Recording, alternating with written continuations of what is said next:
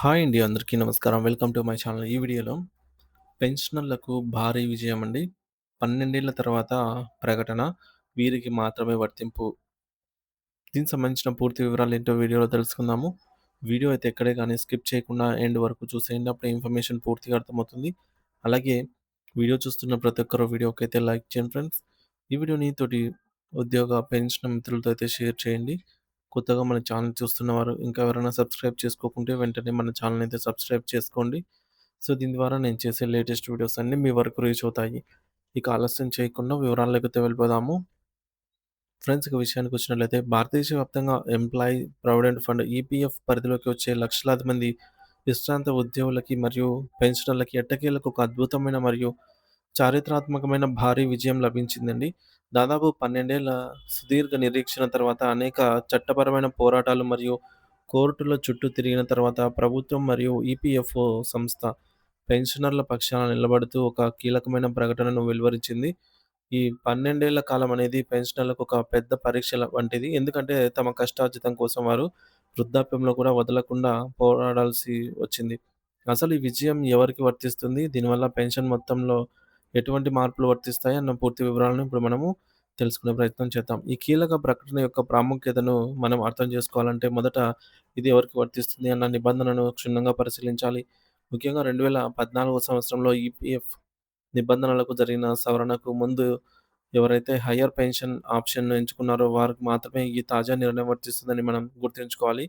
అంటే సెప్టెంబర్ 1, 2014 కంటే ముందు సర్వీస్‌లో ఉండి తమ వాస్తవ వేతనంపై పెన్షన్ కాంట్రిబ్యూషన్ కట్టడానికి మొగ్గు చూపిన వారికి ఇది ఒక గొప్ప వరంలా మారబోతుంది.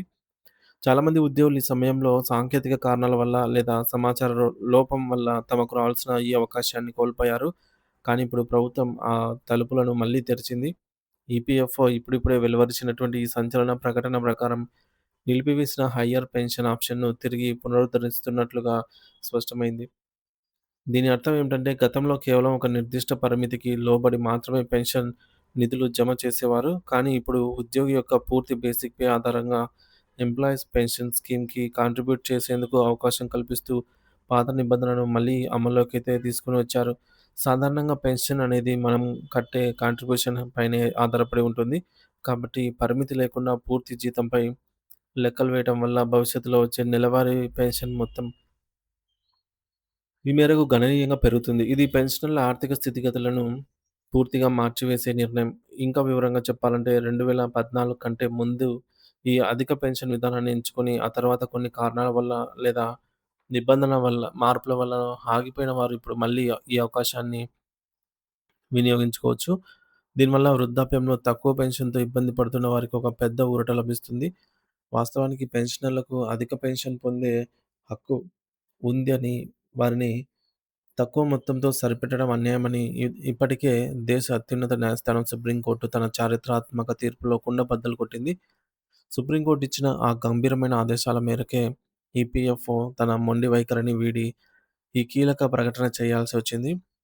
ఇక చట్టం ముందు అందరూ సమానమేనని, ఉద్యోగుల హక్కులను కాలరాయలేమని ఈ యొక్క తీర్పు ద్వారా మరోసారి నిరూపితమైంది. సాంకేతిక లెక్కల విషయానికి వస్తే మనం గతంలో పీఎఫ్ కాంట్రిబ్యూషన్ కోసం గరిష్ట వేతన పరిమితి 15,000గా నిర్ణయించడం జరిగింది. అంటే ఒక ఉద్యోగి జీతం 50,000 ఉన్నప్పటికీ పెన్షన్ ఫండ్ కోసం కేవలం 15,000 పైనే లెక్కలు కట్టేవారు. దీనివల్ల పెన్షన్ చాలా తక్కువగా వచ్చేది. కానీ ఇప్పుడు కొత్తగా వచ్చిన ఆప్షన్ ద్వారా ఆ 15,000 సీలింగ్ లిమిట్‌ను దాటి ఈ పూర్తి జీతంపై కాంట్రిబ్యూట్ చేసి దానికి అనుగుణంగా అధిక పెన్షన్ పొందే వీలు కలుగుతుంది. ఇక్కడి నుంచే పెన్షనర్ల జీవితాల్లో అసలైన ఆర్థిక భద్రత మొదలవుతుంది.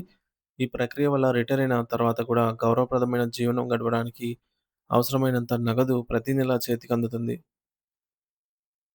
మరి ఈ అద్భుతమైన ఆప్షన్ అందుబాటులోకి రావడంతో దేశవ్యాప్తంగా ఉన్న పెన్షనర్లు ప్రస్తుతం పండుగ సందర్భాల్లో మునిగిపోయారు. ఏళ్ల తరబడి తాము చేసిన పోరాటం వృధా కాలేదని, న్యాయం గెలిచిందని వారు సంతోషం వ్యక్తం చేశారు. ప్రభుత్వం మరియు ఈపీఎఫ్ఓ తీసుకున్న ఈ నిర్ణయం పట్ల పెన్షనర్ల సంఘాలు తమ కృతజ్ఞతలు తెలుపుతున్నాయి.